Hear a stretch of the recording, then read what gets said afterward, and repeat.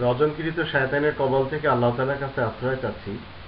আমি বাংলাদেশি সেবা পার্টির পক্ষ থেকে আপনাদের সকলকে জানাই আসসালামু আলাইকুম ওয়া রাহমাতুল্লাহি ওয়া বারাকাতুহু। আপনাদের সকলের উপরে আল্লাহ তাআলার পক্ষ থেকে রহমত বরকত নাজিল হোক, এটি আমার কামনা। আমি বাংলাদেশি সেবা পার্টির পক্ষ থেকে মুসলিম নেতাদের চরিত্র সম্পর্কে কিছু কথা বলবো।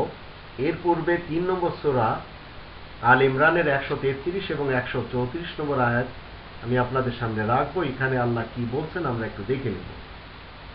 আল্লাহ বলছেন, ওয়াসারিউ ইলা মাগফিরাতিম মির রাব্বিকুম ওয়া জান্নাতিন আরদুহাস সামাওয়াতু ওয়াল আরদ উইদ্দাত লিল মুত্তাকিন আল্লাযীনা ইউনফিকুনা ফিস সাররাই ওয়াদ দাররাই ওয়াল কাযিমিনাল গায়জ ওয়াল আফিনা আনিন নাস ওয়াল্লাহু ইউহিব্বুল মুহসিনিন।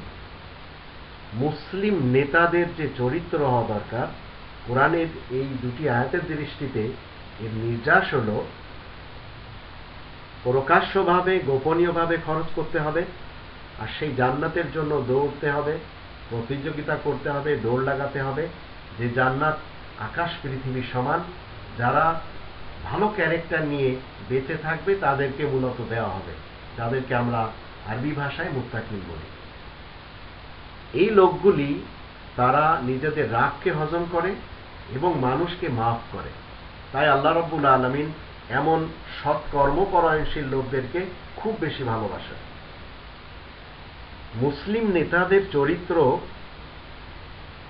আজ রাজনীতির অঙ্গনে, রাজনীতির ফিল্ডে আমরা দেখতে পাচ্ছি না। বাংলাদেশি সেবা পার্টি আপনাদের সকলকে প্রতিশ্রুতি দিতে চায় যে এরা আপনাদের সাপোর্ট পেয়ে যে নেতাগুলি তৈরি করছে এবং যে নেতাগুলি এদের তৈরি হতে থাকবে, তারা রাগকে হজম করবে, মানুষকে ক্ষমা করতে শিখবে এবং মানুষকে ভালোবাসতে শিখবে। মানুষকে ক্ষমা করা, রাগকে হজম করা, অহংকারী না হওয়া, এইগুলি বৈশিষ্ট্য থাকবে মুসলিম নেতাদের। এদের চরিত্রগুলি এই থাকবে। তাহলে কি হবে? এরা দেশ এবং জাতির জন্য ত্যাগী হতে পারবে। তখন তারা দেশ গড়তে পারবে, দেশের মানুষদেরকে তারা সমান চোখে দেখে ন্যায় বিচার করবে, স্বজন প্রীতি বর্জন করবে। আর দেশ গড়ার জন্য তারা তাদের ব্যক্তিত্বকে বিলীন করে দেবে। মূলত বাংলাদেশি সেবা পার্টি তাই চাচ্ছে বাংলাদেশকে নিয়ে, এদের স্বপ্নই হলো তাই। আর মুসলিম নেতারা সবসময় একত্বের বন্দেগী করে, তারা মানুষকে সবসময় সম্মান করে, ভালোবাসে। দেশবাসীদের সাথে তারা মিথ্যা প্রতিশ্রুতি দেয় না, তারা অঙ্গীকার করলে সে অঙ্গীকার পুরা করে, তারা অহংকারী হয় না।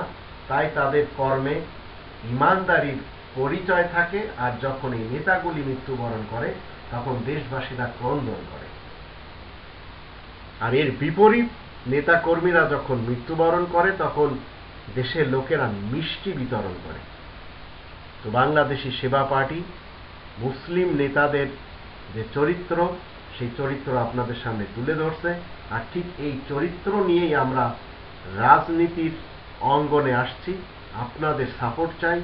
বাংলাদেশকে একটি এমন দেশ হিসেবে আমরা গড়তে চাই যে দেশের নেতাদেরকে বিশ্বের নেতারা দেখে স্যালুট দিবে এবং তারা বলবে যে না, একটি দেশ তারা নেতা তৈরি করেছে।